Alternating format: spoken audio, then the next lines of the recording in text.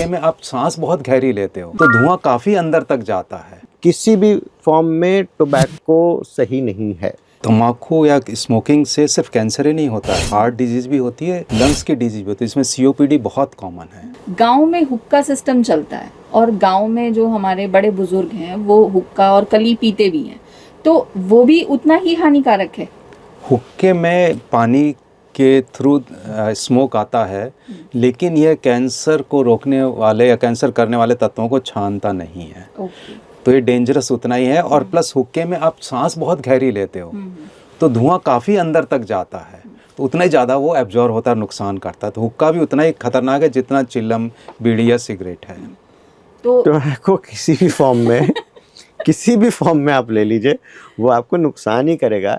लेकिन ये आपने इसलिए बहुत बढ़िया सवाल पूछा है क्योंकि बहुत सारे गांव वाले और बहुत सारे लोग, क्योंकि ना जब आप मान लीजिए सुबह उठना चाहते हैं, आपकी आदत नहीं है सुबह उठने की, अब आपको आँख खुल भी गई तब भी आप नहीं उठेंगे, कोई ना कोई दिमाग में आपके बहाना चलता रहेगा, चलो ये काम तो मैं बाद में भी कर सकता हूँ, आधे घंटे बाद करता हूँ, थोड़ी देर और सो लेता हूँ। होता है सबकी लाइफ में। जब आपको टोबैको लेना है, तंबाकू लेना है, तो आपके दिमाग में ऐसे ही एक्सक्यूज़ चलते रहते हैं। तो जो चिलम पिएगा या ऐसे पिएगा उसको अच्छा इसमें तो देखो पानी के थ्रू बुलबुले होके आ रहे हैं, तो साफ होके आ गया। तो ये सब मिथ हैं, मिथ्या है।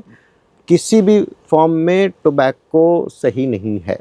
क्योंकि जो हमारे बड़े बुजुर्ग हैं उनको समझाना बड़ा मुश्किल हो जाता है। वो कहते हैं अरे नहीं, जैसे अभी आपने बताया, वो बोलते हैं नहीं ये तो पानी से छन के आता है, इससे कैंसर नहीं हो पाएगा। और मुझे लगता है कि ऐसे भी बहुत सारे केसेस इमरजेंसी में या कैंसर डिपार्टमेंट में आते होंगे जिनको ये प्रॉब्लम सिर्फ स्मोक की वजह से हुई होगी। ये जो ऑटो ड्राइवर्स हैं जी, तम्बाकू या स्मोकिंग से सिर्फ कैंसर ही नहीं होता है, हार्ट डिजीज़ भी होती है, लंग्स की डिजीज़ भी होती है, इसमें सीओपीडी बहुत कॉमन है।